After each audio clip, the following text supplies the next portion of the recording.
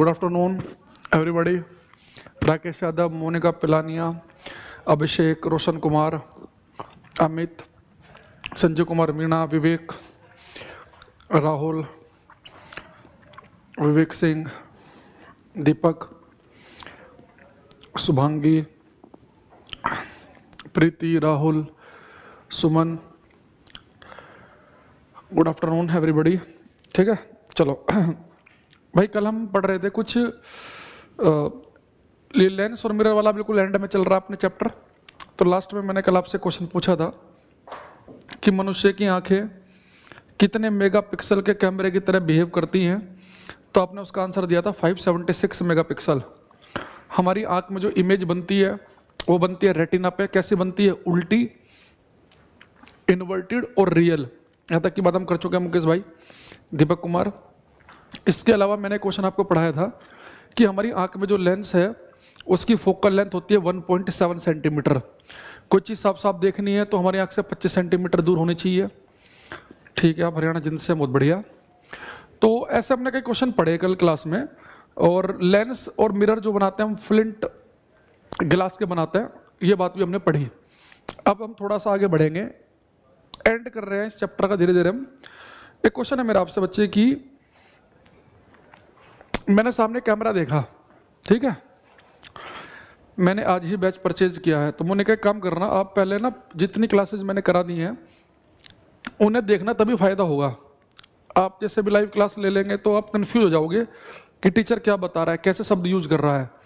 क्योंकि क्लास आपने आज ही बैच लिया है, तो आप एक बार पहली क्लास जो मैंने पढ़ाई है लेंस और मिरर की, वहाँ से स्टार्ट करो पढ़ना।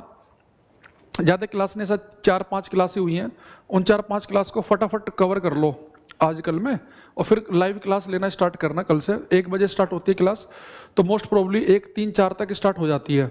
अगर कभी 1-10 पे होगी तो फिर उसमें आपको मैसेज डाल देगी सपोर्ट टीम कि आज क्लास 1-10 से स्टार्ट होगी, वरना 2-3, और ये मैक्सिमम, क्योंकि आपका टाइम खराब ना हो तो इसलिए डलवा देते हैं, वरना तो नॉर्मली क्लास 1 बजे स्टार्ट हो जाती है। पहले इसका टाइमिंग पहले था इसके डेज बुधवार से शनिवार तक, वेडनेसडे टू सैटरडे। अब मैंने इसका कर दिया मंडे टू फ्राइडे, 1 दिन बढ़ा लिया है इसमें हमने, 4 की जगह 5 दिन कर दिए हैं। वो इसलिए किया, अगर मान लो कभी वीक में 1 आध दिन मुझे किसी वजह से छुट्टी लेनी पड़े तो भी आपका एक भी डे का नुकसान ना हो।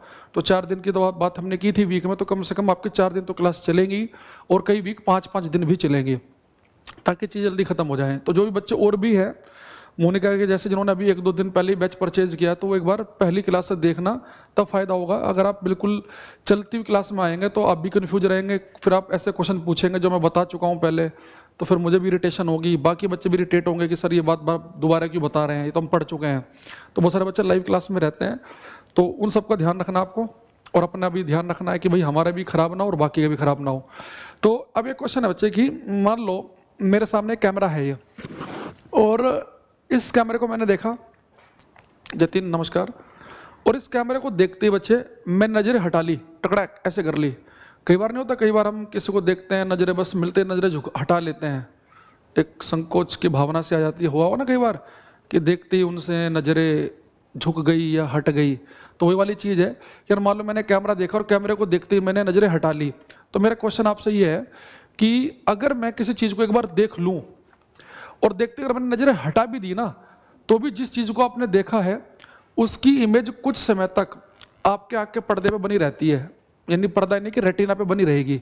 तो मेरा क्वेश्चन ये है कि अगर आप किसी चीज़ को देख लेते हैं और उसे देखते नज़रें हटा भी दें, तो कम से कम कितने टाइम तक, कितने समय तक उस वस्तु की इमेज आपके आँख के पर्दे पर रहेगी। यानी कि अगर मैंने ये मार्कर देखते ही नज़रें हटा भी ली, तो भी ये मार्कर कितने समय तक मेरी आंखों के सामने इसकी इमेज बनी रहेगी। तो मिनिमम टाइम कितना होता है कि जब तक इमेज बनी रहे? कोई बच्चा बताएगा? क्वेश्चन समझ में आया कि क्वेश्चन क्या पूछा मैंने? राहुल गलत है तुम्हारा। फरवरी में एग्जाम है, सिलेबस हो जाएगा ना भाई, फरवरी तो बहुत जल्दी बता दिया आपने, इतनी जल्दी तो मुश्किल है, पर मेन चैप्टर करा दूंगा मैं। पहला आंसर सुनील सिंह का सही है अभी तक, जितने बच्चों का भी आंसर आया मेरे पास। देखो, अगर बच्चे आप किसी चीज़ को देखते नज़रें हटा भी देना, तो भी उस चीज़ की इमेज आपके आँख के पर्दे पर 1/16 1/16 सेकंड तक बनी रहती है, कम से कम 1/16 सेकंड तक। अब देखो 1/16 इतना कम समय है कि आपको महसूस भी नहीं होगा, आपको क्या लगेगा कि मैंने अभी मार्कर देखा, नजरें हटा ली, अब तो दीवार दिख रही है, मार्कर कहाँ दिख रहा है? पर इस मार्कर की इमेज कुछ समय तक आंख के पर्दे पर रहती है। तो मिनिमम टाइम जिस समय के लिए आपके आंख के पर्दे पर इमेज बनी रहती है चंद्रमोहन मीना, वो 1/16 है। हालांकि लूसेंट में 1/10 लिख रखा उन्होंने कि किसी भी चीज की इमेज 1/10 सेकंड तक आंख के पर्दे पर रहती है, गलत है। 1/16 इसका आंसर है। सीजल 2017 का पेपर देखना आप, उसमें सेम क्वेश्चन आया था पहले ही दिन, और एसएससी ने 1/16 को ही आंसर माना था, 1/10 को नहीं माना था। तो जो हम किसी चीज को देखते हैं और हमारी आंखों पे उस चीज की इमेज बनी रहती है 1/16 सेकंड तक, इस हम बच्चे में बोलते हैं परसिस्टेंस ऑफ आई विजन। इस हम कहते हैं आंख की निर्बंधता, यानी किसी चीज को देखते ही हमारी आंख कितने समय के लिए बंद जाती है, तो 1/16 सेकंड तक। तो अगर आपने किसी को देखा और नजरें हटा भी ली तो 1/16 सेकंड तक उसकी चेहरा, उसका जो मूर्त है आपके आंख के रेटिना पर बना रहेगा। पर समय इतना कम है कि भाई अब इतने समय में किसी को देख कर भी क्या लोगे, 1/16 सेकंड बहुत ही कम टाइम है ये तो लिखेंगे। अब ये मत बोलना सर जी आंख के रेटिना पे भले 1/16 सेकंड तक बने इमेज, पर दिलो दिमाग पे तो पूरी जिंदगी बनी रहेगी, वैसी फिलोसफिकल बातें नहीं करनी है। तो लिखेंगे the persistence of eye vision, the persistence of eye vision, Hindi में लिखेंगे आंख की निर्बंधता, आंख की निर्बंधता। ये होती है बच्चे 1/16 सेकंड। इसका मतलब क्या है कि मिनिमम टाइम जब तक इमेज आपके आंख के पर्दे पर रहती है वो कहलाता है persistence of eye vision, 1/16 second. ठीक है। अच्छा, दूसरी चीज, इसका मैं बहुत बढ़िया आपको एक एग्जांपल देता हूं, आपको समझ में आएगा बहुत बढ़िया। देखो, इस परसिस्टेंस ऑफ आई विजन का यूज समझने के लिए एक बहुत बढ़िया एक एग्जांपल समझना, ये मेरा फेवरेट एग्जांपल भी है। आपने बच्चे एक मूवी देखी होगी तारे जमीन पर, देखिए, ये मैं ले लेता हूँ किसका रखा है ये से आपने तारे जमीन पे एक मूवी देखी होगी। तो उस मूवी में एक छोटा बच्चा होता है, जिस बच्चे को थोड़ा कम समझ में आता है, जिस बच्चे की मम्मी भी उसे ज़्यादा भाव नहीं देती, मतलब मम्मी तो देती है, पापा नहीं देते इतना। तो उस बच्चे की मतलब कि आर्ट बहुत अच्छी होती है। वो बच्चा करता क्या है, पहले पेज पे फोटो बनाएगा अपने फादर का, मदर का, और खुद बहुत ही नज़दीक खड़ा होगा। दूसरे पेज पे बच्चे ने अपने आप को हल्का सा 1 सेंटीमीटर दूर बनाया, दूसरे पेज पे और दूर बनाया, तीसरे पे और, करते करते करते करते करते लास्ट पेज पे अपने आप को बनाता ही नहीं है। तो आमिर खान जब उस नोटबुक को पूरी स्पीड से ऐसे घुमाता है ना, ऐसे पूरी स्पीड से घुमाता है, तो उसे ऐसा लगता है, क्योंकि माँ बाप तो हर पेज पे वो सेम जगह बना रहा है, बस अपनी डिस्टेंस दूर कर रहा है, वो अपनी डिस्टेंस दूर कर रहा है माँ बाप से। तो आमिर खान जब उस नोटबुक को पूरी स्पीड से घुमाता है ना, तो उसे ऐसा लगता है कि जैसे बच्चा अपने माँ बाप से दूर हो रहा है, दूर हो रहा है, दूर हो रहा है, और लास्ट में तो दूर ही हो गया बिल्कुल ही, क्योंकि लास्ट पेज पे उसने अपने आप को बनाया ही नहीं है। तो ये परसिस्टेंस ऑफ आई विजन की वजह से था, जो बिल्कुल आपको एक वीडियो की तरह लग रहा था कि बच्चा माँ बाप से दूर दूर दूर दूर दूर बाहर ही हो गया। एक्चुअल में जब आप बच्चे पूरी स्पीड से इस नोटबुक को घुमा रहे थे ना, पूरे पेज, सारे के सारे पेज बहुत ही स्पीड से आपकी आंखों के सामने चल रहे थे, तो हो क्या रहा था कि एक पेज आपने देखा तो उस पेज की इमेज आपके आंख के पर्दे पर 1/16 सेकंड तक तो रहेगी, लेकिन 1/16 सेकंड का समय खत्म नहीं हुआ कि आपने दूसरा पेज देख लिया, फिर वो समय खत्म नहीं हुआ, तीसरा देख लिया, तो आप 2 पेज को अलग अलग महसूस ही नहीं कर पा रहे हो। आपको ऐसा लग रहा है कि सारे पेज जुड़े हुए हैं आपस में, तो इसलिए आपको बिल्कुल एक वीडियो की तरह दिख रहा था। तो ऐसे अगर मैं आपके सामने एक रील चला दूं फोटो की, और वो फोटो इतनी स्पीड से घुमाए जाए आपकी आंख के सामने कि 2 फोटो के बीच में समय 1/16 सेकंड से भी कम का हो, तो आपको फोटो अलग अलग महसूस नहीं होंगे, आपको एक वीडियो महसूस होगी। तो जैसे कि जो अलग अलग फ्रेम होते हैं ना, जब वीडियो चलती है तो उसमें फ्रेम बाय फ्रेम जुड़ते चले जाते हैं। तो इसका यूज हम सिनेमा में भी करते हैं। मान लो कि मुझे कोई सीन करना है, मैंने एक फोटो ऐसे खिंचवा लिया, फिर अगला फोटो ऐसे, तीसरा ऐसे, चौथा ऐसे, ऐसे करके मान लो कि 100 फोटो हैं, और उन सब फोटो को पूरी स्पीड से आपके सामने घुमा दिया जाए ना, आपको ऐसा लगेगा सर ऐसे भाग रहे हैं ऐसे। तो परसिस्टेंस ऑफ आई विजन का यूज सिनेमा के अंदर भी किया जाता है कि भाई फ्रेम जो होते हैं, फोटो फ्रेम जो होते हैं, वो पूरी स्पीड से आपकी आंखों के सामने घुमाए जाएं तो आपको वीडियो की तरह महसूस होगा। इसका बहुत बढ़िया यूज किया न्यूटन ने। देखो न्यूटन ने कैसे किया, न्यूटन ने एक प्लेट ली, इसे बोलते हैं Newton disc, Newton colour disc.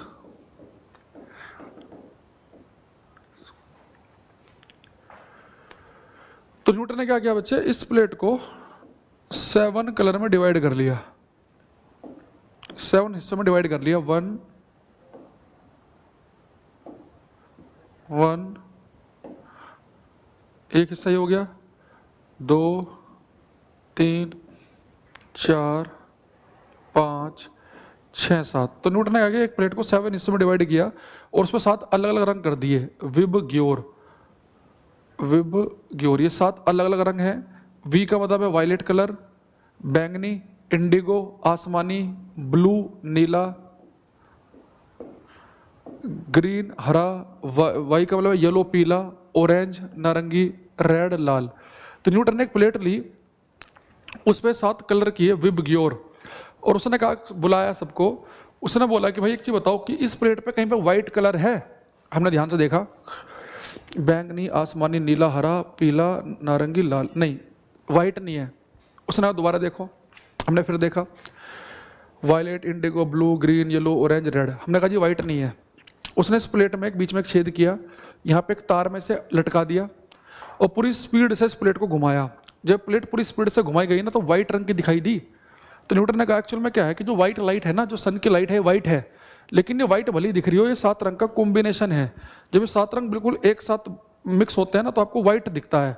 तो उसने कहा कि जब इस प्लेट को हम पूरी स्पीड से घुमा रहे हैं तो हो क्या रहा है कि आप ये सारे के सारे कलर एक साथ आपकी आंखों के सामने गुजर रहे हैं, तो आपको इन सब कलर का कॉम्बिनेशन महसूस हो रहा है, क्योंकि इतनी स्पीड से रंग घुमाए जा रहे हैं कि 2 कलर के बीच का टाइम 1/16 सेकंड है ही नहीं।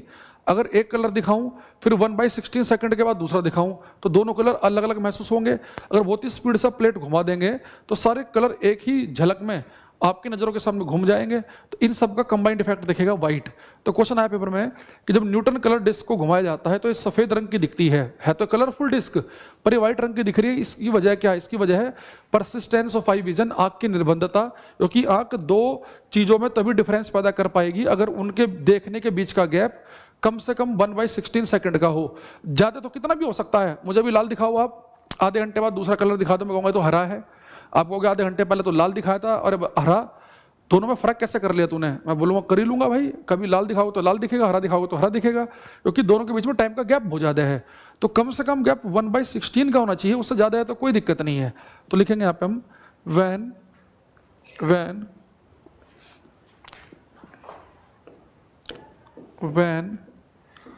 when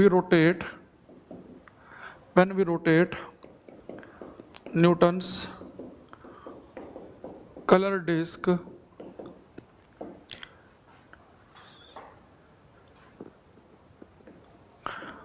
it appears of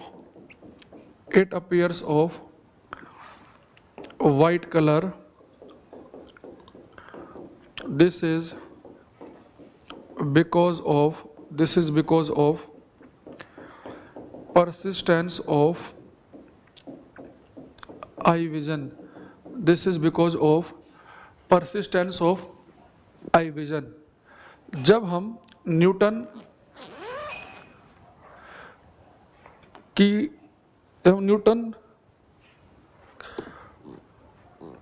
रंगीन प्लेट को घुमाते हैं, जब न्यूटन की रंगीन प्लेट को घुमाते हैं तो यह सफ़ेद रंग की दिखनी शुरू हो जाती है।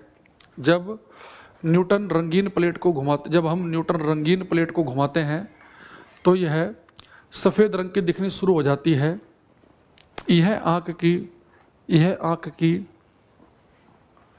निर्बंधता की वजह से होता है। यह आँख की निर्बंधता की वजह से होता है। जब न्यूटन की रंगीन प्लेट को घुमाया जाता है तो यह सफ़ेद रंग की दिखाई देती है। यह आँख की निर्बंधता की वजह से होता है। ठीक है, तो this is because of persistence of eye vision. तो दोनों क्वेश्चन आते हैं कि न्यूटन प्लेट को घुमाते हैं, उसकी वजह क्या है? आँख की निर्बंधता, कि 2 कलर के बीच का आप डिफरेंस समझ नहीं पाते हो। या ये भी क्वेश्चन आता है कि आँख की निर्बंधता की वैल्यू पूछ लेता है कि परसिस्टेंस ऑफ आई विजन कितनी है, 1/16 सेकंड, या सिनेमा के अंदर भी यूज किया जाता है परसिस्टेंस ऑफ आई विजन का। ये 2-3 क्वेश्चन यहाँ से बनते हैं। ठीक है, तो इन्हें भी आपको ध्यान रखना था। अब थोड़ा सा हम आगे चलते हैं। मेरे क्वेश्चन है आपसे कि मेरे पास एक ये लेंस है, ठीक है, कॉन्वेक्स। इसकी अगर फोकल लेंथ 20 सेंटीमीटर हो तो इसकी पावर कितनी होगी, ये तो सब निकाल देंगे। ये क्वेश्चन तो मैं आपको पढ़ा चुका हूँ। ये बताना रेड दिख रहा है कि नहीं दिख रहा है, एक बार बताना मुझे, ठीक है, कि कौन कौन से कलर दिख रहे हैं, ताकि मैं ध्यान रखूँगी कौन कौन से यूज़ कर सकता हूँ। एक है लाल, एक नीला, एक येलो, एक वाइट। तो वाइट तो दिखता ही, अरे क्या कौन सा लिया है मैं, देखो वाइट तो सब बच्चे दिखता ही है। ये बताओ कि ये लाल और नीला भी दिख रहा है क्या, येलो तो दिख ही रहा होगा। तो बताना कौन कौन से कलर क्लियर दिख रहे हैं इसमें। तो इसकी बच्चे अगर आपको पावर निकालनी है तो पावर तो आप निकाल लेंगे। तो पावर क्या होती है, 1/4 फोकल लेंथ। लेकिन ये फोकल लेंथ किस में होनी चाहिए, मीटर में। अगर आप फोकल लेंथ को सेंटीमीटर में पुट करेंगे तो ऊपर मैंने कहा था कि 100 लिखना पड़ेगा, तो हमारी फोकल लेंथ तो सेंटीमीटर में है। तो एक काम करो, तो फोकल लेंथ सेंटीमीटर में पुट कर देंगे आप 20 सेंटीमीटर, तो कितना बन जाएगा 20 पंजे 100, तो कितनी पावर आ जाएगी 5 डायोप्टर। तो पावर की यूनिट क्या होती है, डायोप्टर, ठीक है। येलो दिख रहा है, दिख रहा है सर, दिख रहा है रेड येलो। अच्छा तो ये येलो भी यूज कर सकते हैं हम, रेड भी, ठीक है, ब्लू छोड़ देते हैं। अब बच्चे मेरा क्वेश्चन थोड़ा सा अलग है। अब अभी तक मैंने क्या बताया आपको कि मेरे पास अगर फोकल लेंथ है, तो फोकल लेंथ है तो आप पावर निकाल सकते हैं। तो फॉर्मूला 1/f लगाएंगे कि 100/f लगाएंगे, वो डिपेंड करेगा कि फोकल लेंथ अगर सेंटीमीटर में तो ऊपर 100 लिखो, मीटर में तो 1 लिखो, ठीक है। अब यहाँ पे काम करते हैं बड़े समझदारी के साथ, वो देखो क्या। अब क्वेश्चन ये है बच्चे अपने पास में कि मेरे पास में 2 लेंस हैं,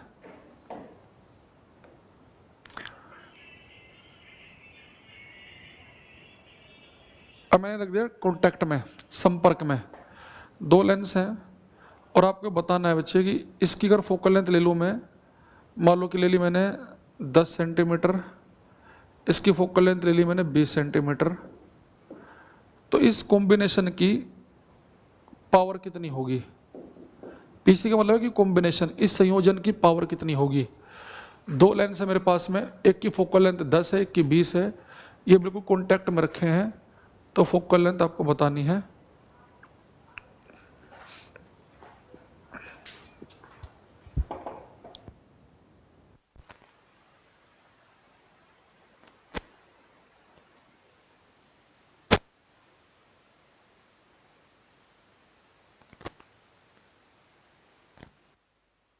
देखो बहुत आसान है, अगर आपको कभी 2 लेंस कॉन्टैक्ट में इनकी कॉम्बिनेशन की पावर निकालनी हो ना, पोल को सिंपल, इनका सीधा सीधा सम कर दो, अलजेब्रिक सम। पहले वाले की पावर निकालो, दूसरे वाले की पावर निकालो, सीधा आंसर, कुछ करना ही नहीं है। कॉम्बिनेशन की पावर कहा मैंने, तो कॉम्बिनेशन की पावर क्या करेंगे, सीधा ऐड मारना है। सही किया जतिन ने, चंद्रमोहन, विवेक ने, सीधा ऐड करना है। तो जितने भी लेंस कॉन्टैक्ट में सीधा पावर ऐड मारो। देखो जैसे कि इसकी पावर निकाल लेते हैं, पहले इसकी पावर मान लेते हैं P1 है, इसकी फोकल लेंथ मान लो F1, इसकी फोकल लेंथ F2, तो P1 क्या हो जाएगा 100/f, क्योंकि फोकल लेंथ दे रखी है सेंटीमीटर में, तो 100/10 कितना हो गया बच्चे, ये हो गया आपका 10 डायोप्टर। ये तो अभी निकाला था हमने। P2 कैसे निकालेंगे, ये कितना आ जाएगा 5 डायोप्टर। तो एक की पावर 10, एक की पावर कितने बच्चे 5, ठीक है। तो बस, तो कॉम्बिनेशन की पावर कितनी आ जाएगी, कॉम्बिनेशन पावर आएगी 10 डायोप्टर प्लस 5 डायोप्टर, तो कितनी हो जाएगी ये 15 डायोप्टर। यानी पावर निकालना बड़ा आसान है, सीधा सम मारना है, ऐड करना है सीधे सीधे। तो एक की 10 और एक की कितनी 5, तो टोटल कितनी बन गई 15 डायोप्टर। अच्छा अब मेरे पास में थोड़ा सा और चेंज करते हैं इसमें। ये लिया मैंने कॉन्वेक्स लेंस, एक लिया साथ में कनकेव। इसकी फोकल लेंथ मान लो बच्चे कितनी है, इसकी फोकल लेंथ ले ली मैंने 25 सेंटीमीटर, और इसकी फोकल लेंथ जो ली है वो ले ली मैंने मान लो कि 20 सेंटीमीटर। एक की 25, एक की ले ली बच्चे मैंने 20। तो बताना कि इस कॉम्बिनेशन की पावर कितनी होगी। एक कॉन्वेक्स लेंस है, कनकेव है, एक उत्तल है, एक अवतल है। सबका ठीक था पहला वाला, मुकेश, दीपक, संजय कुमार मीणा, सबका ठीक था।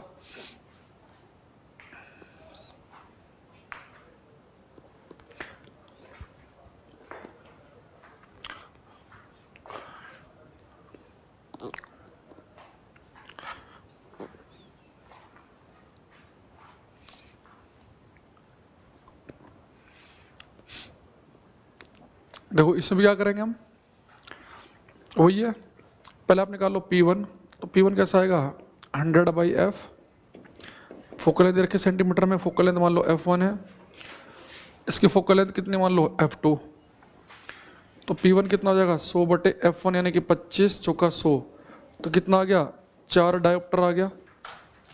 ठीक है, चलो भाई ब्राइटनेस कम करवा दी जो बोल रहा था बच्चा। यहाँ देखो, अब आते हैं बच्चे यहाँ पे, इसकी पावर निकालनी है तो कैसे निकालेंगे 100/f2, पर याद रखना बच्चे कनकेव लेंस, कनकेव की फोकल लेंथ क्या होती है नेगेटिव, तो आपको नेगेटिव पुट करना है, तो इसकी फोकल लेंथ लिखेंगे -20, तो 20×5 = 100, तो कितना हो जाएगा -5 डायोप्टर। ये आप निकालने के बाद याद रखना कि कनकेव की पावर नेगेटिव होती है, तो यहाँ पे आपको माइनस याद रखना है, और कॉन्वेक्स की पावर होती है पॉजिटिव, तो बस हमारा काम हो गया। कॉम्बिनेशन की पावर होगी P1 प्लस, कॉम्बिनेशन की पावर होगी P1 + P2, तो कॉन्वेक्स की थी 4D, इसकी है -5D, तो नेट कॉम्बिनेशन की पावर आएगी -1 डायोप्टर। बहुत सारे बच्चों ने सही लिखा, जतिन का गलत है, बस मधु कुमारी का भी गलत है, मुकेश भाई का सही है, ओमीपाल और बाकी बच्चे जो पहला आंसर दिया उन सबका भी ठीक है। भाई कनकेव और कॉन्वेक्स में याद रखना है कि जो कनकेव होता है ना, इसकी फोकल लेंथ और पावर नेगेटिव होती है, तो जब आप जोड़ रहे हैं ना थोड़ा सा इस बात का ध्यान रखना। अच्छा, इसलिए एक चीज़ और ध्यान रखना कि जो डॉक्टर होते हैं वो चश्मे का नंबर हमेशा पावर में क्यों लिखते हैं, क्योंकि पावर में डील करना आसान है, क्योंकि पावर सीधे जुड़ती है और सीधे घटती है। भाई 2 लेंस लिया आपने, उनकी पावर सीधे सीधे ऐड कर दो, अगर दोनों कॉन्वेक्स हैं, एक कॉन्वेक्स है कनकेव में, तो पावर को घटा दो, तो वहाँ पे बड़ा इजी रहता है डॉक्टर के लिए डील करना। तो पावर क्या होती है, बिल्कुल सीधा सीधा अलजेब्रिक सम मारना है, केवल सीधा सीधा प्योर सम। ठीक है, चलो कोई बात नहीं, हमें इसको हुआ मुकेश सही था तुम्हारा, बिल्कुल हम थोड़े ना मना कर रहे हैं गलत था आपका। अब एक चीज और बताओ, मान लो कि मेरे पास में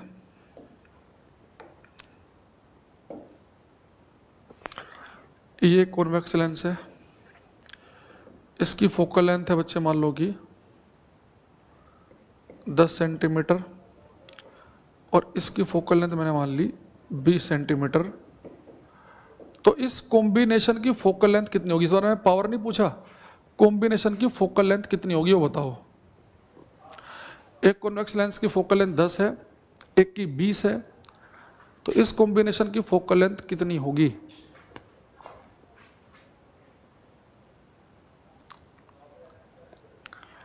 जी करो,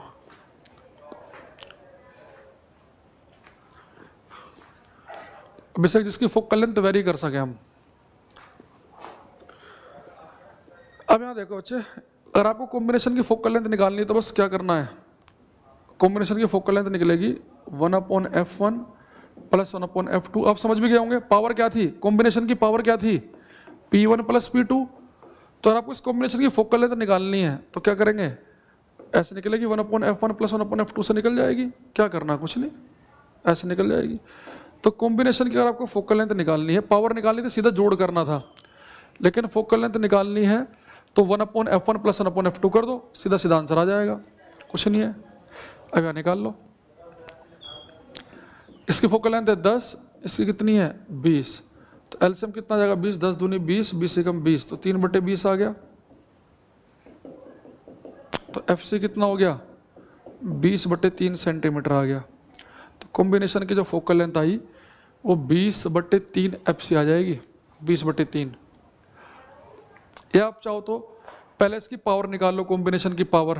तो कॉम्बिनेशन की पावर कैसे आएगी P1 + P2, ये सब सोल्व करेंगे 100/10, तो 10 डायोप्टर आ गया। ये कितना आ जाएगा 5 डायोप्टर, तो कॉम्बिनेशन की पावर आ गई 15 डायोप्टर। तो कॉम्बिनेशन की फोकल लेंथ निकाल लो आप। तो पावर क्या होती है बच्चे 1/f होती है, ठीक है। चलो 1/f होती है। अगर बच्चे आप इसे डायोप्टर में पुट करेंगे ना तो ये वैल्यू आएगी आपकी मीटर में, ध्यान रखना इस चीज़ का, ये मीटर में आएगी। तो यहाँ पे आपने रखा है 15, तो 1/f, तो f की वैल्यू कितनी आ गई 1/15। अगर आपको सेंटीमीटर में निकालना है तो 100 से मल्टीप्लाई कर दो, 15 5 10 5 15, तो 20/3 सेंटीमीटर आ गई। तो f कितना आ गया 20/3 सेंटीमीटर। चाहे तो आप ऐसे भी निकाल लेते। तो फोकल लेंथ निकालने के लिए कॉम्बिनेशन की या तो 1/f1 + 1/f2 कर लो, एक काम करो पावर निकाल लो कॉम्बिनेशन की पावर निकाल लो P1 प्लस P2, तो कितनी आ गई 15 डायोप्टर, तो 15 डायोप्टर पावर आ गई। तो फोकल लेंथ अगर आप ऊपर 1 लिखेंगे तो फोकल लेंथ आएगी मीटर में, अगर आप ऊपर 100 लिखेंगे तो फोकल लेंथ आएगी सेंटीमीटर में। तो आप देख लो ऑप्शन क्या दे रखा है, अगर फोकल लेंथ दे रखी है सेंटीमीटर में तो ऊपर 100 लिख के नीचे F लिख लो, तो फोकल लेंथ आएगी सेंटीमीटर में, ऊपर 1 लिखेंगे तो फोकल लेंथ आएगी फिर मीटर में। तो मेरी फोकल लेंथ मीटर में आई थी, 100 से मल्टीप्लाई करके सेंटीमीटर बना लिया उसका मैंने। तो आपकी मर्जी है कि कैसे निकालना है। तो कॉम्बिनेशन की फोकल लेंथ भी आप इजीली निकाल सकते हैं, कॉम्बिनेशन की पावर भी इजीली निकाल सकते हैं, आपकी मर्जी है कैसे निकालना है, ठीक है। तो पावर वाला याद रखो कि पावर होती है सीधा सम कर दो P1 प्लस P2। बस याद रखना अगर एक कनकेव है तो उसकी फोकल लेंथ और पावर निकालते समय उसमें माइनस का साइन लगाना पड़ेगा। तो कॉम्बिनेशन की फोकल लेंथ निकालते समय आप पहले कॉम्बिनेशन की पावर भी निकाल सकते हैं, फिर ऊपर 1 लिखे कि 100 लिखे, वो डिपेंड इस बात पे करेगा ऑप्शन किस में। अगर ऑप्शन मीटर में है तो ऊपर 1 लिख लो, और ऑप्शन सेंटीमीटर में तो फिर ऊपर 100 लिखना पड़ेगा, ठीक है। चलो एक चीज और ध्यान रखना, मान लो कि मेरे पास में 2 कॉन्वेक्स लेंस हैं ये,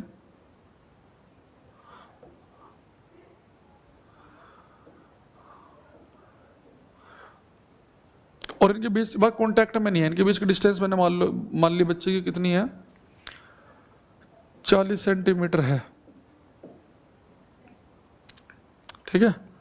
और इसकी फोकल लेंथ मैंने मान ली 20 सेंटीमीटर, इसकी फोकल लेंथ मैंने मान ली 40 सेंटीमीटर। तो कॉम्बिनेशन की पावर बताओ। तो फिर ऐसे केस में क्या करेंगे, कॉम्बिनेशन की पावर होगी P1 plus P2 minus D P1 into P2। तो P1 क्या है, पहले वाले की पावर निकाल लोगे आप, कैसे वैसे ही 100/20 करेंगे तो इसकी तो 5 डायोप्टर आ जाएगी, इसकी कितनी आ जाएगी 100/40 करेंगे तो इसकी कितनी आ जाएगी 2.5 आ जाएगी। तो P1 कितना आ गया 5 और ये कितना आ गया 2.5। D क्या है, दोनों के बीच की डिस्टेंस, ठीक है। बस इस डिस्टेंस को आप मीटर में बदल लेना, ये ध्यान रखना, क्योंकि डायोप्टर में पुट कर रहे हो ना आप इन्हें, तो डिस्टेंस को मीटर में पुट करना है, ध्यान रखना है, ठीक है। तो अगर 2 लेंस दे रखे हैं आपको और उनके बीच वो दोनों कॉन्टैक्ट में ना हो गए, उनके बीच में कुछ दूरी है, अगर उनके बीच में कुछ दूरी है, हाँ राहुल राज वैसे भी कर सकते हैं की बात है वो, अगर 2 लेंस आपके पास में हैं तो एक बात का ध्यान रखेंगे, और अगर उनके बीच में कुछ डिस्टेंस दे रखी है तो कॉम्बिनेशन की पावर कैसे निकलेगी, दोनों की पावर जोड़ के minus D P1 into P2, ठीक है। और अगर आप पावर जब पुट करेंगे डायोप्टर में तो यहाँ पे ध्यान रखना है कि देखो बच्चे, पावर क्या होती है हमारी 1/f, अगर इसे मीटर में लिखें तो डायोप्टर जो होता है ना, पावर की यूनिट क्या होती है डायोप्टर, तो एक डायोप्टर का मतलब होता है 1/मीटर। तो अगर आप यहाँ पे आप ये वैल्यू डायोप्टर में पुट कर रहे हैं, ये भी डायोप्टर में पुट कर रहे हैं, ये भी, तो फिर आप डिस्टेंस को मीटर में कन्वर्ट कर लेना, और कुछ ज़्यादा ध्यान नहीं रखना, बाकी सारा आपका हो जाएगा, ठीक है। तो अगर 2 लेंस कॉन्टैक्ट में होते हैं तो आपको पता है कि D की वैल्यू 0 होती है, तो फिर इतना वाला हिस्सा हट जाता है, ये वाला हिस्सा हट जाता है, फिर इससे ज़्यादा आपसे पूछेगा नहीं पेपर में, इतने कॉम्बिनेशन से काम चल जाएगा हमारा। अब 1-2 मैं आपसे कॉन्सेप्चुअल क्वेश्चन पूछूंगा, वो आप मुझे बताएंगे। आगे बढ़ जाए, ये क्वेश्चन कर लोगे ना, तो P1 निकाल लो, P1 की वैल्यू कितनी है 100/20 करेंगे तो कितना आ जाएगा, ये 5 डायोप्टर। ये कितना आ रहा था हमारा 100/20 चले 100, ये आ रहा था 2.5 डायोप्टर। अच्छा डायोप्टर में पुट करें तो डिस्टेंस मीटर में होनी चाहिए, तो 40/100 कर लो मीटर बदलने के लिए। P1 की वैल्यू 5, इसकी कितनी थी 2.5, तो सोल्व कर लेना इसे, ये 7.5 आ गया, 20 दूनी 40, 20 पंजे 100, 2/5, ये कितना रहा आपका 25 पंजे 125, 12.5, तो 5 दूनी 10, 2.5, तो 7.5 डायोप्टर माइनस 5, तो 2.5 डायोप्टर बचेगा, ये 2.5, तो कॉम्बिनेशन की पावर आ जाएगी 2.5, ठीक है 2.5 आ जाएगी। भाई ये 5 है, ये 2.5 है, तो कितना बन गया टोटल 7.5, डिस्टेंस है 40, तो क्योंकि डायोप्टर होता है 1/मीटर, तो इसे मीटर बदलना पड़ेगा, 40/100। P1 की वैल्यू कितनी थी 5, P2 की वैल्यू कितनी थी 2.5, तो 25 पंजे 125, 12.5 आएगा, ये 5 से फिर से कट करेंगे, या आप चाहो तो यहाँ से यहाँ भी कट कर सकते थे इसे, 5 20 20 नहीं चले 20 पंजे 100, तो 5 से 5 काट लेते तो 5 ही बचता है यहाँ पे, तो 7.5 में से 5 जाएगा तो 2.5 बचेगा, तो 2.5 आ जाएगा इसका आंसर। ओके, एक आध क्वेश्चन और करो। एक मेरा क्वेश्चन है कि मेरे पास में एक कॉन्वेक्स लेंस है, कनकेव लेंस है, इसकी फोकल लेंथ जो है वो दे दी मैंने 40 सेंटीमीटर और इसकी फोकल लेंथ दे दी मैंने 20 सेंटीमीटर। तो कनकेव और कॉन्वेक्स दो लेंस कांटेक्ट में रखे हैं, एक की फोकल लेंथ 40 है, एक की 20 है। तो आपको बताना है कि ये कॉम्बिनेशन है ना, ये कनकेव और कॉन्वेक्स का ये कॉम्बिनेशन एक कॉन्वेक्स लेंस की तरह बिहेव करेगा कि कनकेव की तरह बिहेव करेगा। इस पूरे कॉम्बिनेशन को एक अवतल और उत्तल लेंस कॉन्वेक्स और कनकेव अगर संपर्क में है, कांटेक्ट में है, तो ये कॉम्बिनेशन एक कॉन्वेक्स पूरा का पूरा कॉम्बिनेशन एक कॉन्वेक्स की तरह बिहेव करेगा कि कनकेव की तरह बिहेव करेगा, ये बताओ। ये पूरा का पूरा कॉम्बिनेशन कनकेव लेंस की तरह बिहेव करेगा या कॉन्वेक्स की?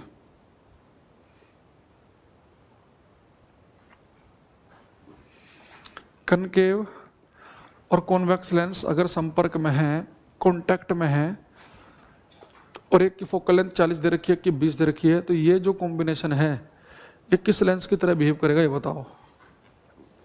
इसका अगर चाहो तो एग्जैक्ट लिख लो, ये -20 आएगा, -20, क्योंकि कनकेव नेगेटिव है, फोकल लेंथ नेगेटिव होती है इसकी। देखो राहुल राज ने को सही आंसर दिया। अगर आपके पास में कभी ऐसा हो एक कनकेव और एक कॉन्वेक्स हो, तो आप एक काम कर सकते हैं, वो देखो क्या,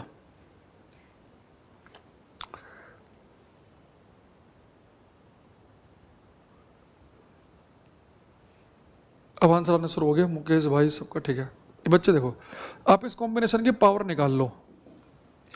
अगर वो पावर पॉजिटिव आएगी तो कॉन्वेक्स की तरह बिहेव करेगा, पावर नेगेटिव आएगी तो कनकेव की तरह बिहेव करेगा। तो पहले वाले की पावर क्या आएगी 100/40, इसकी क्या आएगी 100/-20, तो कितना हो गया 2.5, ये कितना हो गया -5, तो कितना बचेगा ये -2.5 डायोप्टर। यानी कि जो कॉम्बिनेशन की पावर आई वो नेगेटिव आई, यानी कि ये कॉम्बिनेशन जो है ना, this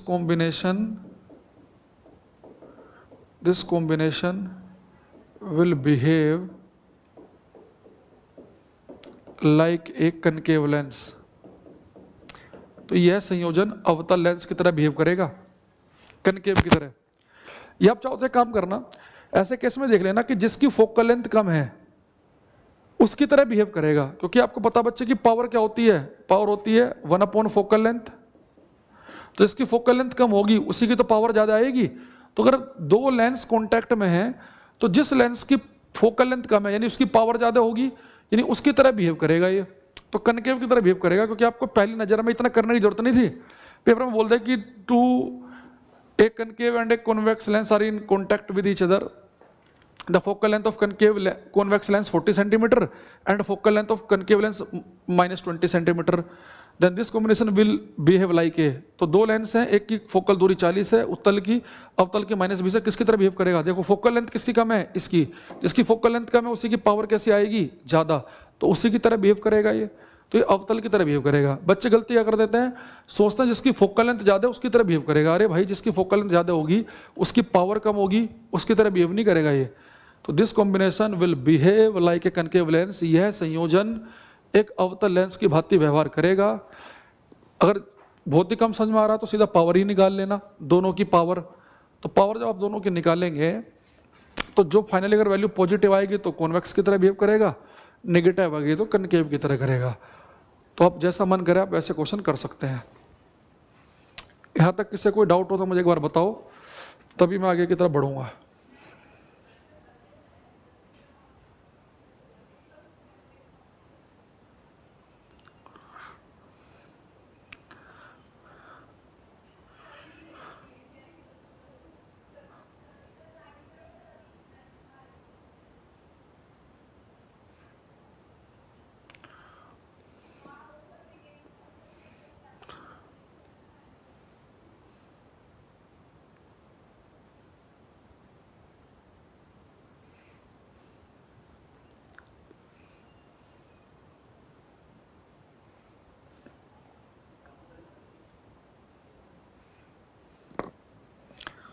no doubt. Bharat Kumar बीच में आके ऐसे मुंह उठा के लिख दोगे नहीं समझ में आया तो तुम्हें क्या लग रहा है कि टीचर दोबारा बता देगा तुम्हें? तो इससे पहले तुम्हारा कोई कमेंट आया है? कोई कमेंट नहीं आया, तुम अभी आए हो। और सारी क्लास देखी कि नहीं देखी तुमने?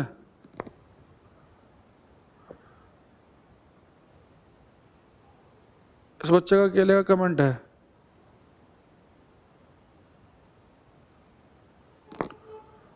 बाकी सबको समझ में आया? एक ही बच्चे कोई डाउट नहीं है, भरत कुमार को छोड़ के। तो उनका हम वैसे भी कंसिडर नहीं करेंगे। जो बच्चा अपना ऐसे पहली बार कमेंट दिखते ही लिख देगा ना ऐसे, तो सारी क्लास करके आया करो।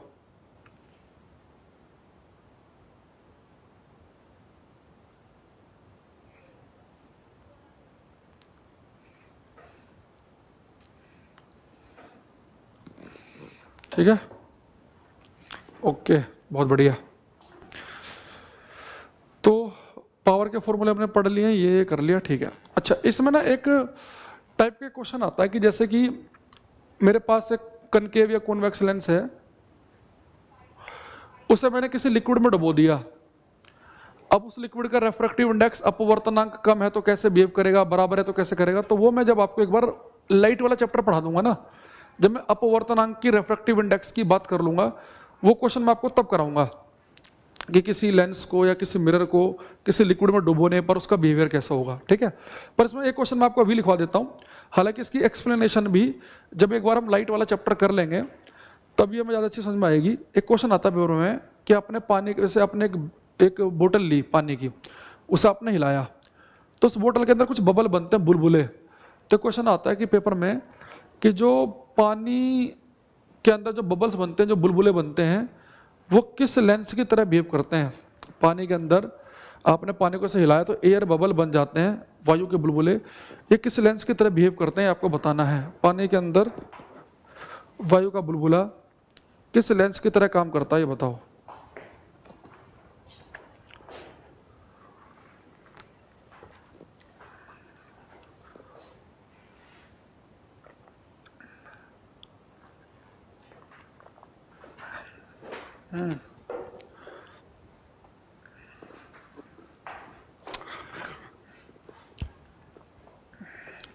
यस, पानी के अंदर जो बच्चे एयर बबल होता है, उसे आंसर दिया सुनील सिंह ने, वो अवतल कनकेव लेंस की तरह बिहेव करता है। तो लिखेंगे air bubble, air bubble inside the water behaves like a concave lens। पानी के अंदर वायु का बुलबुला अवतल लेंस की भांति व्यवहार करता है। इस आंसर सबका ठीक है, संजय, दीपक, मुकेश, जतिन, सबका ठीक, किसी गलत नहीं है। पानी के अंदर वायु का बुलबुला अवतल लेंस की भांति व्यवहार करता है। Air bubble inside the water behaves like a concave lens. पानी के अंदर वायु का बुलबुला अवतल लेंस की भांति व्यवहार करता है। ठीक है, लेकिन बच्चे तो हो गया बुलबुला। अब आपने एक प्लेट ली और उस प्लेट के ऊपर आप बच्चे आपने पानी फेंक दिया। तो प्लेट के ऊपर जब पानी, आपने देखा ना पानी जब इकट्ठा होता है किसी कांच की प्लेट के ऊपर, तो जैसे मान लो कि आपने कहीं ऐसे पानी डाल दिया टेबल वगैरह पे, तो पानी की बूंद बन जाती हैं, वाटर की ड्रॉप। तो अगर आपसे पूछ ले कि पानी की बूंद किस लेंस की तरह काम करते हैं, तो उत्तल लेंस। देखो, पानी के अंदर एयर बबल, वायु का बुलबुला तो अवतल लेंस की तरह काम करता है, एयर बबल। लेकिन वाटर की ड्रॉप, पानी की बूंद अगर किसी टेबल वगैरह पे है तो कॉन्वेक्स लेंस की तरह काम करती है। अगला पॉइंट लिखेंगे, वाटर ड्रॉप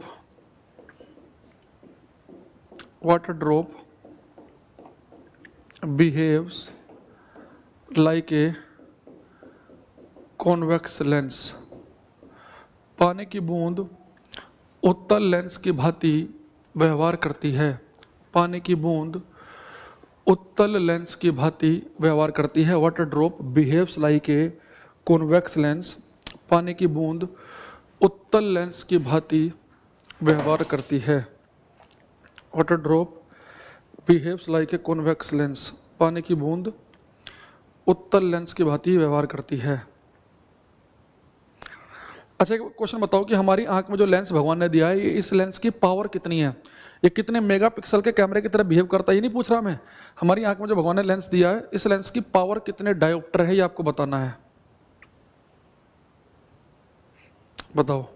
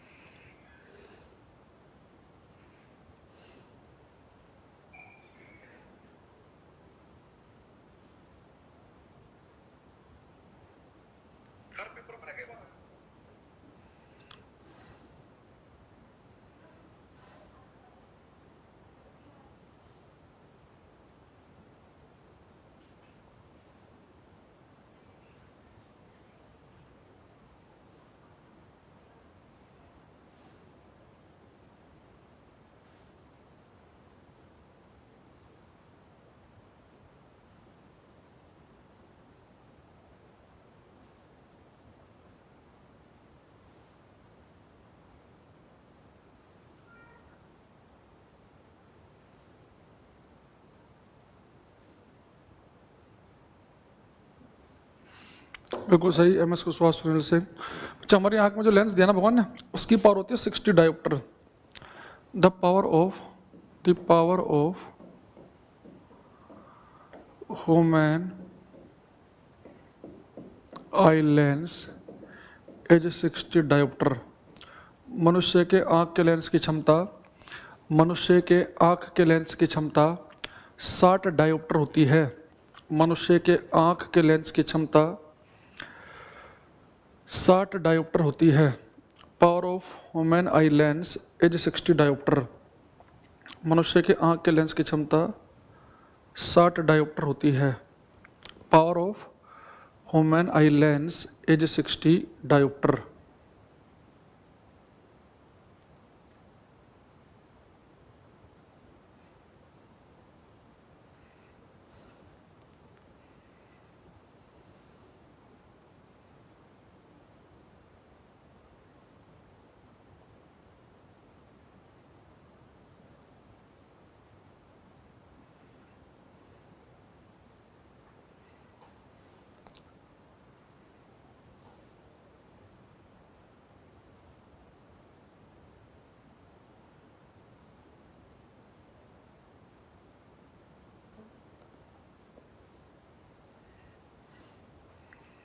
ठीक है, अब मैं कुछ एक क्वेश्चन देख रहा था यार आपके लिए, 1 मिनट अगर ये मिल जाए तो।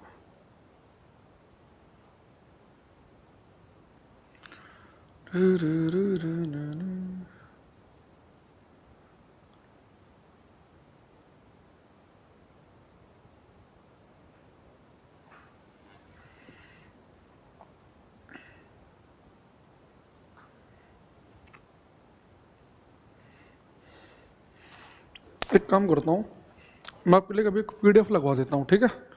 क्योंकि इसमें फैक्ट वगैरह ये तो, अगर आपको कुछ पूछना है लेंस मिरर में तो पूछ लो। मेरी तरफ से थ्योरेटिकल पार्ट खत्म हो गया है लेंस मिरर वाले चैप्टर में।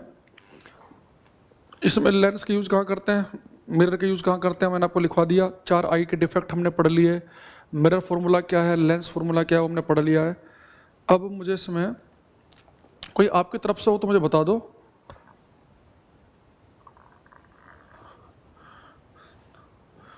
मैं तब तक क्वेश्चन देखना चाह रहा था, अगर वो मुझे मिलता है तो मैं वो करा देता हूँ।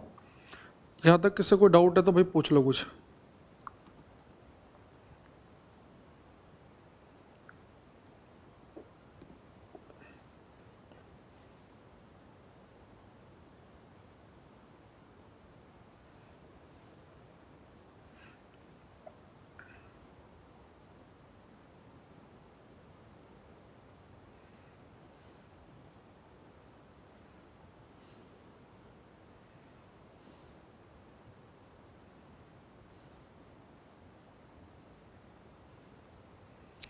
Persistence of eye vision 1/16 second बताया भाई मैंने। फिक्स सिलेबस डाउनलोड नहीं हो रहा है तो चलो मैं उसे ना उस पर डाल दूंगा अपनी क्या कहते हैं इस पे टेलीग्राम चैनल पे, वहाँ से इजीली डाउनलोड हो जाएगा।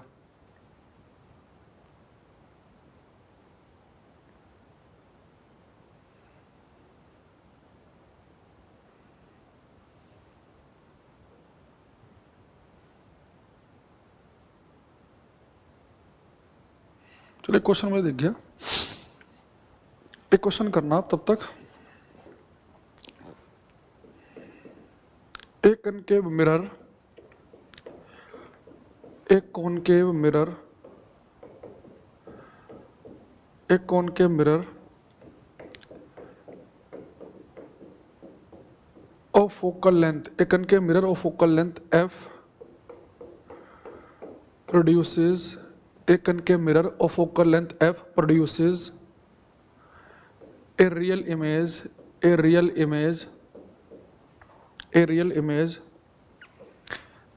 n times, n times, n times the size of, n times the size of the object, n times the size of the object, the distance of the object, the distance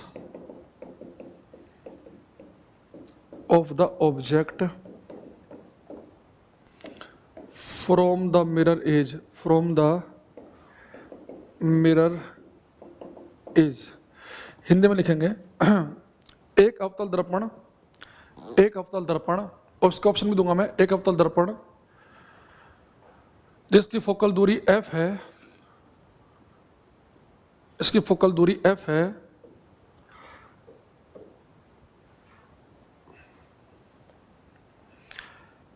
एक अवतल दर्पण जिसकी focal दूरी f है, f है, वस्तु से n गुना बड़ा प्रतिबिंब बनाता है, वस्तु से n गुना बड़ा प्रतिबिंब बनाता है, वस्तु से n गुना बड़ा प्रतिबिंब बनाता है, तो दर्पण से वस्तु की दूरी कितनी होगी, तो दर्पण से वस्तु की दूरी कितनी होगी, तो दर्पण से वस्तु की दूरी कितनी होगी, तो दर्पण से वस्तु की दूरी कितनी होगी, दर्पण से वस्तु की दूरी कितनी होगी। देखो क्वेश्चन ये पूछ रहा बच्चे आपसे वो, अरे संजय कुमार मीणा तुम्हें सुन रहा नहीं सुन रहा, जो मैंने बताया कि किरण में ये दिया है, फलाने में ये दिया है, जो बता दिया उसे लिख लो चुपचाप, किरण ने ये दिया है वो दिया है। ये टेलीग्राम चैनल है अंकुर सर फिजिक्स के नाम से मुकेश, टेलीग्राम पे टाइप करना अंकुर सर फिजिक्स बिना किसी स्पेस के। इसने कहा बच्चे कनकेव मिरर है जिसकी फोकल लेंथ f है, एक रियल इमेज बनाता है n गुना बड़ी, तो आपको इसकी दूरी बतानी है कितनी होगी, वस्तु से दूरी कितनी होगी।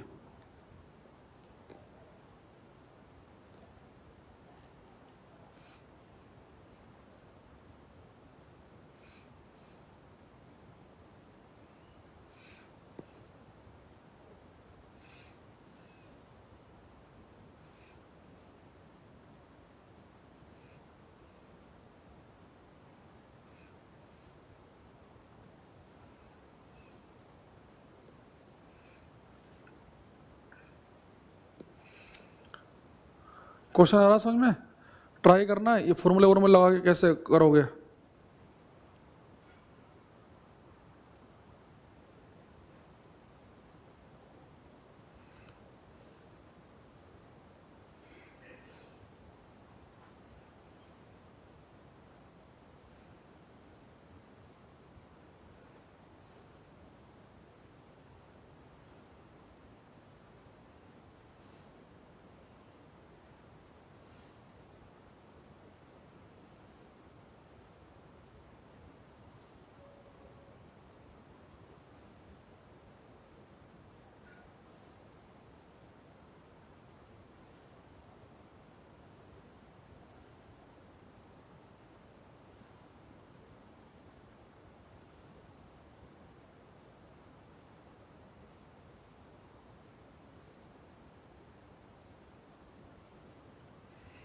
रोशन कुमार ने एक आंसर दिया मैं सबसे पहले, बाकी कहाँ से हो गया भाई, बाकी भी करो।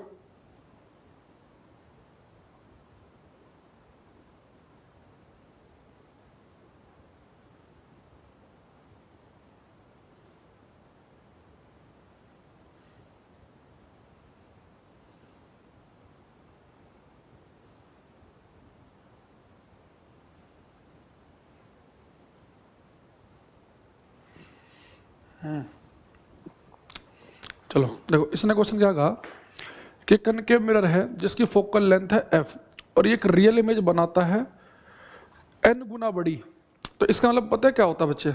भरत कुमार का भी आंसर हमारे पास में आया। अब यहाँ पे बड़े ध्यान से समझना बात को। उसने हमारे से कहा आंसर क्या होगा, उसने कहा कि कनकेव मिरर अवतल दर्पण n गुना बड़ी इमेज बना रहा है। n गुना यानी मैग्निफिकेशन कितनी होगी बच्चे? n हो गई। आपको पता है कि बच्चे मैग्निफिकेशन क्या होता है? अगर कोई दर्पण मेरी इमेज 4 गुना बड़ी बनाएगा तो मैग्निफिकेशन कितनी हो जाएगी? 4। ठीक है। अगर दूसरी चीज मुझे पता है कि भाई अगर कोई दर्पण मेरी इमेज बनाएगा 5 गुना बड़ी, तो मैंने कहा था मैग्निफिकेशन 5। आवर्धन क्षमता क्या होती है कि कितने गुना बड़ी इमेज बन रही है, तो वो कितने बना रहा है? n गुना बड़ी, तो मैग्निफिकेशन होगी n। अब ये मैग्निफिकेशन पॉजिटिव या नेगेटिव है, ये भी ध्यान रखना है, ये भी मैंने आपसे बोला था। तब वो मैग्निफिकेशन नेगेटिव होगी अगर इमेज होगी उल्टी, पॉजिटिव होगी अगर होगी सीधी।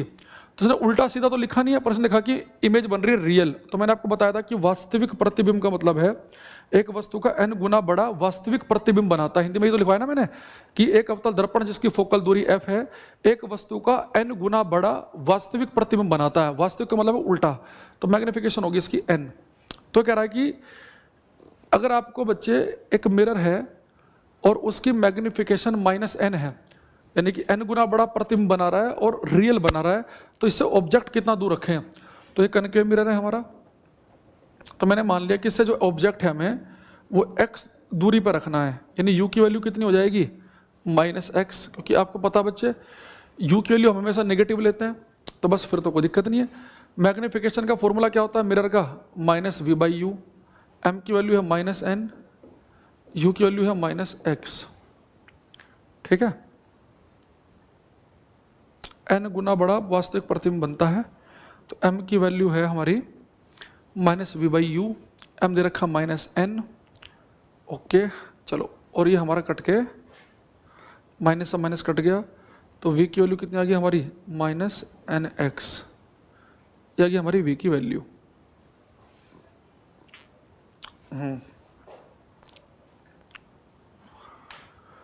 अब अच्छे यहाँ पे हम लगा देते हैं मिरर फॉर्मूला, क्योंकि हमें तो 1/f = 1/v + 1/u। तो कनकेव लेंस है बच्चे अपना, तो कनकेव की फोकल लेंथ क्या होती है? नेगेटिव। तो कनकेव की तो फोकल लेंथ भी नेगेटिव होती है, तो -f लिखना पड़ेगा। v की वैल्यू कितनी है हमारी? -nx। u की वैल्यू कितनी है हमारी? -x।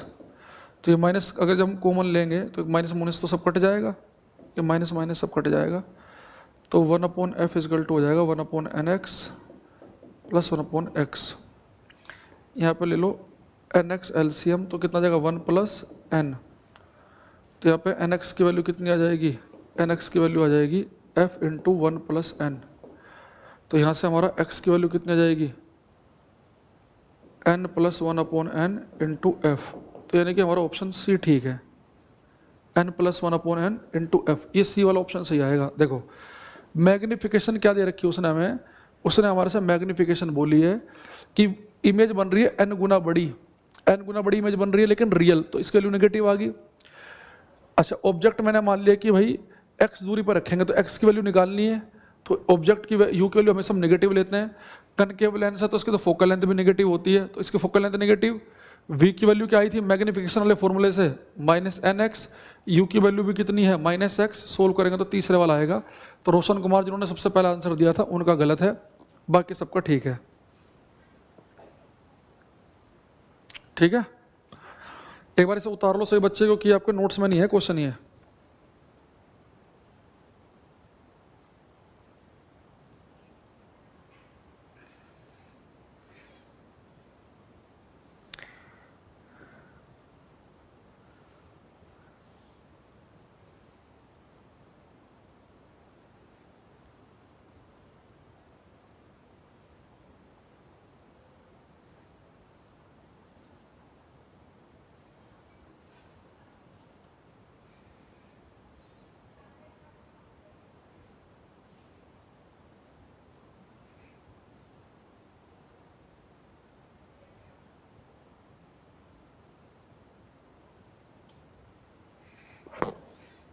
ठीक है,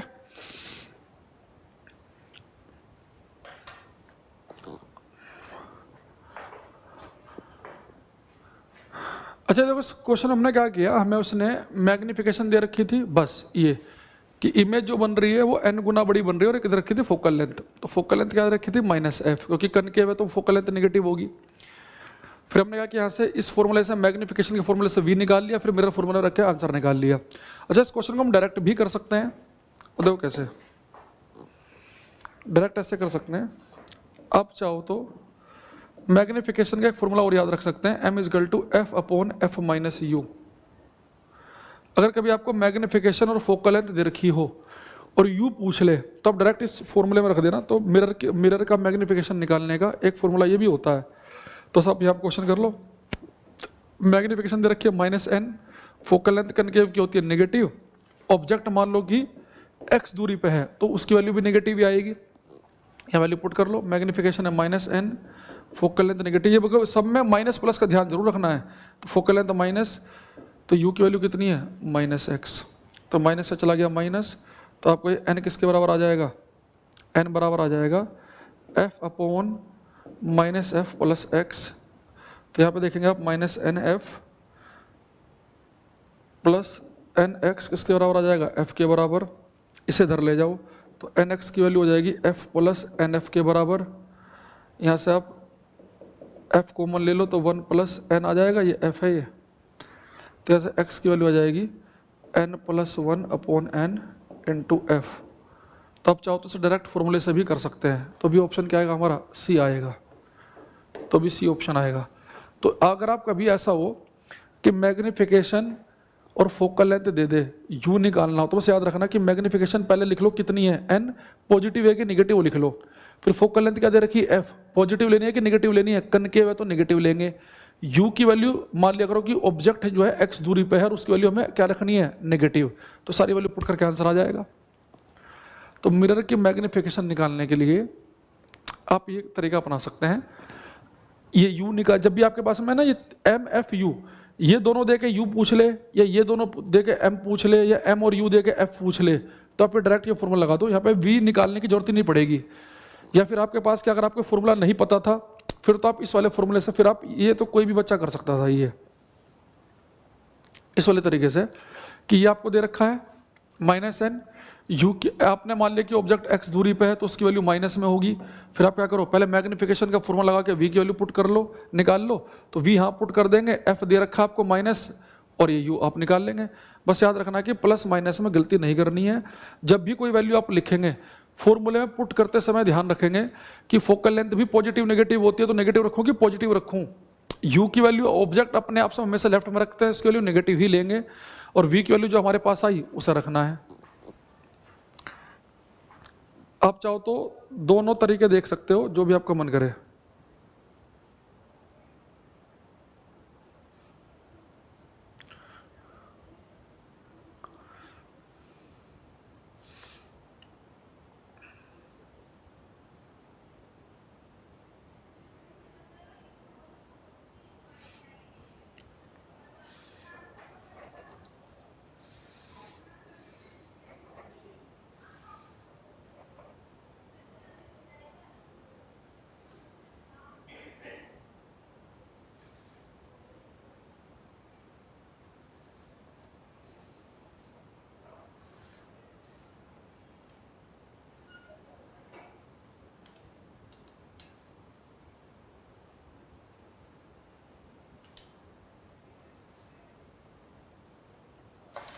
ठीक है, एक engineer Manish Kumar, good afternoon. एक बड़ा अच्छा क्वेश्चन और मिला मुझे अभी, पर ये मेरे पास ये हिंदी में है, तो इंग्लिश वाले कोर्स करना भैया, क्या लिखा है इसने समझने की। क्वेश्चन है, ये बड़ा सुंदर क्वेश्चन है। ऐसा वो क्वेश्चन है जो अलग अलग बच्चों ने मुझे भेज रखे हैं। ये एक अवतल दर्पण की फोकस दूरी, एक अवतल दर्पण की फोकस दूरी 20 सेंटीमीटर है। एक अवतल दर्पण की फोकस दूरी 20 सेंटीमीटर है। The focal length of A concave mirror is 20 centimetre. इस बार इंग्लिश वाले लिखो, the focal length of concave mirror है 20 सेंटीमीटर। वस्तु की स्थिति या स्थितियों, वस्तु की स्थिति या स्थितियों का मान निकालिए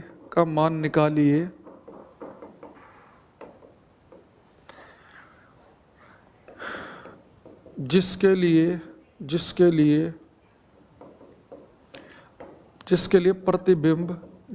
प्रतिबिंब का आकार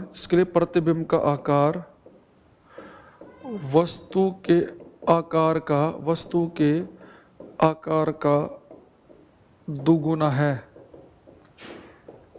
देखो इसने क्या लिखा बच्चे, इसने कहा कि the focal length of A concave mirror is 20 centimetre.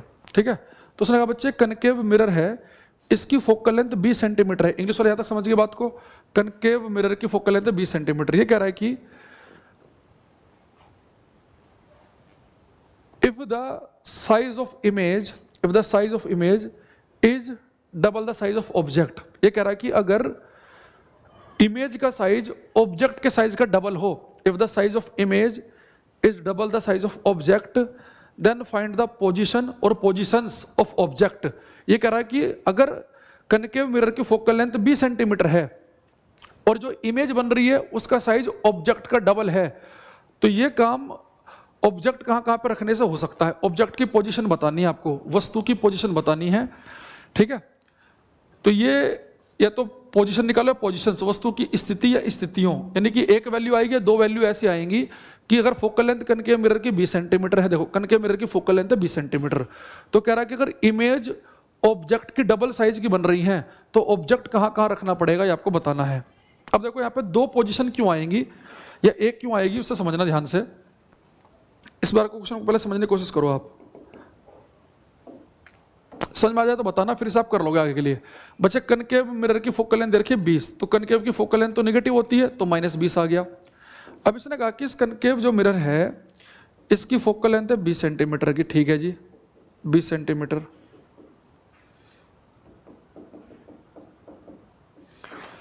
तो ये कह रहा है कि अगर इमेज जो है ना, अगर इसने कहा कि जो इमेज है वस्तु से डबल हो, यानी मैग्निफिकेशन दे दी इसने 2, तो बताओ कि ऑब्जेक्ट कहां रखूं। अब उसने ये नहीं बताया कि जो इमेज बनेगी वो सीधी है कि उल्टी है। भाई इसने पिछले वाले केस में तो हमारे से कहा था कि जो इमेज है वो वास्तविक हो, रियल हो, तो हमने नेगेटिव ले ली थी m की वैल्यू। अब हमारे पास में ये बात उसने इस बार नहीं बताई पेपर में कि भाई जो हमारे पास जो इमेज बनेगी वो सीधी है कि उल्टी है। तो हम एक काम करते हैं, पहले लेते हैं केस फर्स्ट। मैंने मान लिया कि जो इमेज बनेगी वो रियल है, मैग्निफिकेशन को मैंने ले लिया -2, u की वैल्यू निकालनी है। तो मान लो कि ऑब्जेक्ट x दूरी पे है तो u की वैल्यू -x आएगी। तो मैग्निफिकेशन का फॉर्मूला भी बताया था मैंने, m = f/f - u बताया था ना ये। तो मैग्निफिकेशन -2 है, focal length -20, focal length -20, u की वैल्यू कितनी है -x। तो यहाँ देखेंगे माइनस से माइनस कट गया, 2 से कट करेंगे तो इधर आ जाएगा, ऊपर आ जाएगा 10, नीचे आ जाएगा x -20। तो x -20 की वैल्यू होगी 10, तो x की वैल्यू कितनी हो गई 30 सेंटीमीटर। यानी कि एक तो आपको बच्चे ऑब्जेक्ट रखना पड़ेगा 30 सेंटीमीटर की दूरी पे। तो ये कितना x है 30, यानी ऑब्जेक्ट होगा -30, यानी इधर रखना पड़ेगा 30 पे। एक तो तब मिलेगी इमेज डबल दूरी की, पर वो इमेज कैसे आएगी उल्टी, क्योंकि मैंने मैग्निफिकेशन दे रखी है कितनी -2। अच्छा एक कैसे हो सकता है कि इमेज हमारी सीधी बन रही हो, क्योंकि कनकेव मिरर जो है वो सीधी इमेज भी बना सकता है अगर आप फोकस और पोल के बीच में हो, यानी वैल्यू 20 सेंटीमीटर से कम आए u की। तो अगर मैंने मान लिया कि इस बार मैग्निफिकेशन +2 है, तो फिर से क्वेश्चन कर लेते हैं, m = f/f - u, इसकी वैल्यू 2 है, इसकी -20 -20 -x है तो प्लस बन जाएगा ये। तो सोल्व करेंगे तो कितना आएगा -20 + x = -10। तो x की वैल्यू कितनी आ जाएगी आपकी 10 सेंटीमीटर। यानी कि अगर आप ऑब्जेक्ट को रखेंगे मिरर से 10 सेंटीमीटर दूर, यानी फोकस और पोल के बीच में, क्योंकि फोकल लेंथ तो 20 सेंटीमीटर है, 10 सेंटीमीटर दूर रखेंगे तो इमेज भी बनेगी डबल साइज की, पर वो इमेज कैसी होगी सीधी।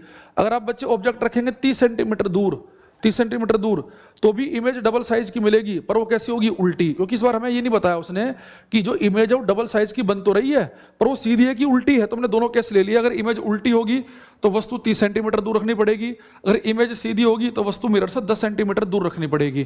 तो दोनों क्वेश्चन आप कर सकते हैं इसमें। दोबारा समझना बात को, देखो उसने क्या कहा, मैं दोबारा बता देता हूं। उसने कहा कि कनकेव मिरर है, एक अवतल दर्पण है कनकेव मिरर, और इस कनकेव मिरर की जो फोकल लेंथ है वो 20 सेंटीमीटर है।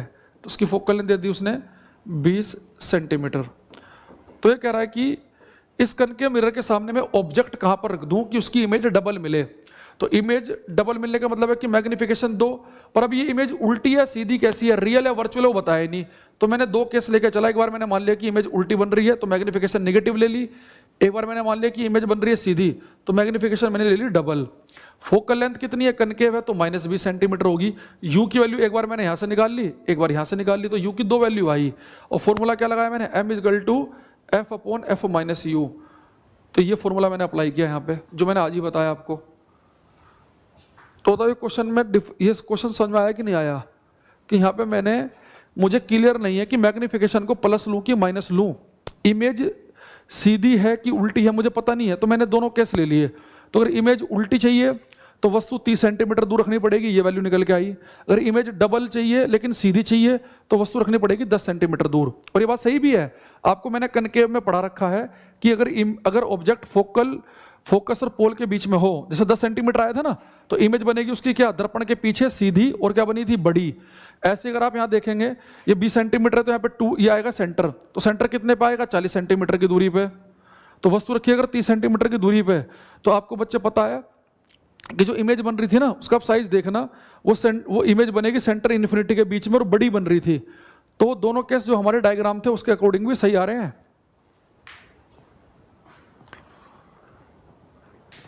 तो एक ये वाला फॉर्मूला आपको ध्यान रखना है, इससे गलती नहीं करनी।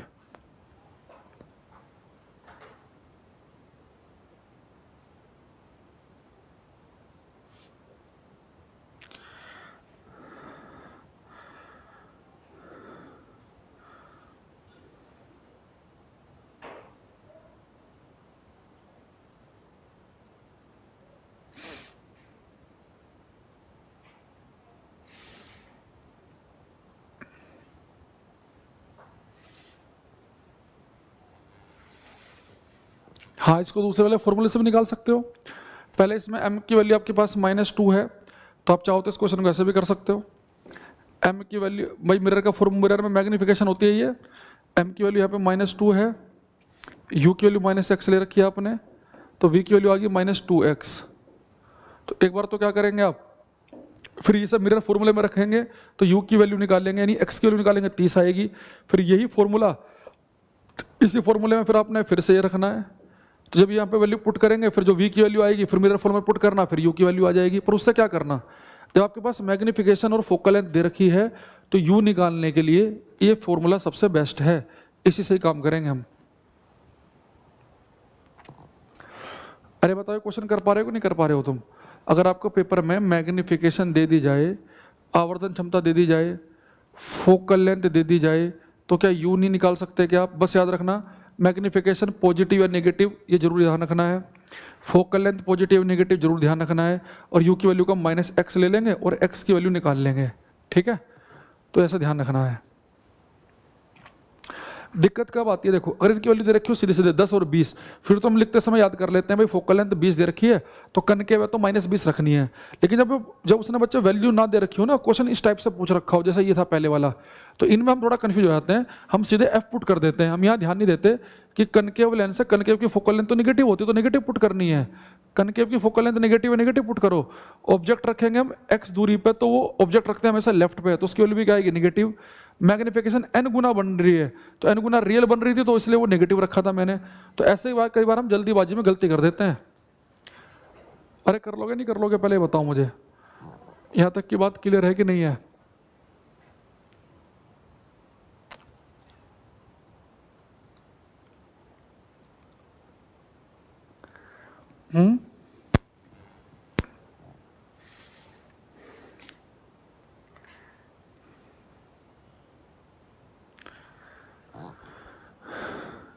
ये सारे फॉर्मूले उन्हीं के लिए हैं जो अच्छे पेपर की तैयारी कर रहे हैं।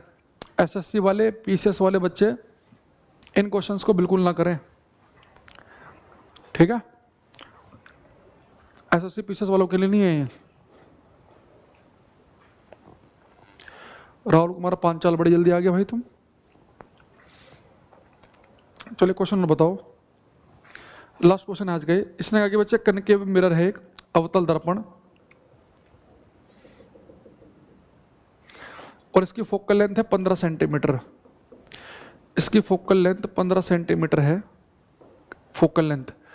तो बताओ अगर इस कनकेव मिरर से, इस अवतल दर्पण से आपको सीधी इमेज चाहिए, इरेक्ट इमेज चाहिए, तो जो ऑब्जेक्ट आप कहाँ रख सकते हो, उस ऑब्जेक्ट के रखने की रेंज क्या है, ऑब्जेक्ट किस दूरी से लेकर कहाँ से कहाँ तक रख सकते हैं।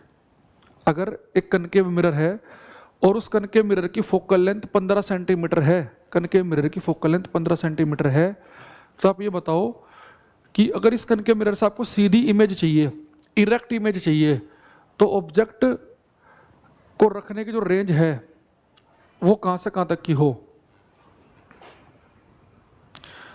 लेंस और मिरर के फॉर्मूले को ऐसे कोई आएगा तो दे दूंगा मैं, बाकी मैंने अपने आप से क्वेश्चन लिखे हैं बोर्ड पे, वो सब अलग अलग जगह के हैं, तो उनकी ऐसे कोई पीडीएफ नहीं है। तो जो क्वेश्चन बोर्ड पे लिखे गए उन्हें खुद से लिख लेना सारे क्वेश्चन, एनटीपीसी वाले तो जरूर करें। हालांकि एनटीपीसी के हिसाब से भी थोड़ा सा पिछले वाले जो क्वेश्चन बताया मैंने थोड़ा ज़्यादा ही अच्छा ही है। अब अच्छे से बताओ, कनकेव मिरर है, इससे आपको सीधी इमेज प्राप्त करनी है, तो कनकेव मिरर में सीधी इमेज कब मिलती है, अगर आपका ऑब्जेक्ट फोकस और पोल के बीच में हो तब तो सीधी इमेज मिलती है। यानी कि अगर आपको कनकेव मिरर की फोकल लेंथ 15 सेंटीमीटर दे रखी है और इससे आपको सीधी इमेज चाहिए, तो आपका ऑब्जेक्ट कहाँ से कहाँ के बीच में होना चाहिए, यानी कि 0 से लेकर 15 सेंटीमीटर के बीच में रखा होना चाहिए, यानी उसकी वैल्यू 0 से बड़ी हो 15 से कम हो, तो 0 से 15 सेंटीमीटर के बीच में, तो उसकी जो डिस्टेंस की रेंज बनेगी ना वो बनेगी 0 से ऊपर और 15 से कम, यानी 0 से 15 के बीच की उसकी जो रेंज बनेगी वो बनेगी 0 to 15, 0 से 15 के बीच में, जिसमें कि 0-15 इंक्लूड नहीं है, क्योंकि 15 पे अगर आप ठीक फोकस पर रख दोगे ना तो फिर इमेज इन्फिनिटिव बन जाएगी उल्टी, तो वैल्यू 0 से बड़ी है और 15 से छोटी, तो ये रेंज बनेगी। ये भी पेपर में आया हुआ क्वेश्चन है, एनटीपीसी का ये है कि कनकेव मिरर की फोकल लेंथ 15 है और इससे अगर सीधी इमेज प्राप्त करनी है तो ऑब्जेक्ट की रेंज क्या हो, कहाँ रख सकते हैं उसे हम, तो पोल और फोकस के बीच में रखते हैं, तो पोल और फोकस के बीच तक की दूरी आपको 15 दे रखी है, तो उससे निकाल लेंगे आप, ठीक है। चलो भाई, अब मैं आज इस क्लास में ज़्यादा हो गया इसका टाइम, और अब मैंने आपको टाइम भी बढ़ा दिया है, मंडे टू फ्राइडे कर दिया आपकी क्लास, और जो फिजिक्स 3 वाले बच्चे हैं इसमें तो उनका लगभग ख़त्म हो गया, मैं उनका देख लूँगा कौन सा चैप्टर बचा हुआ है।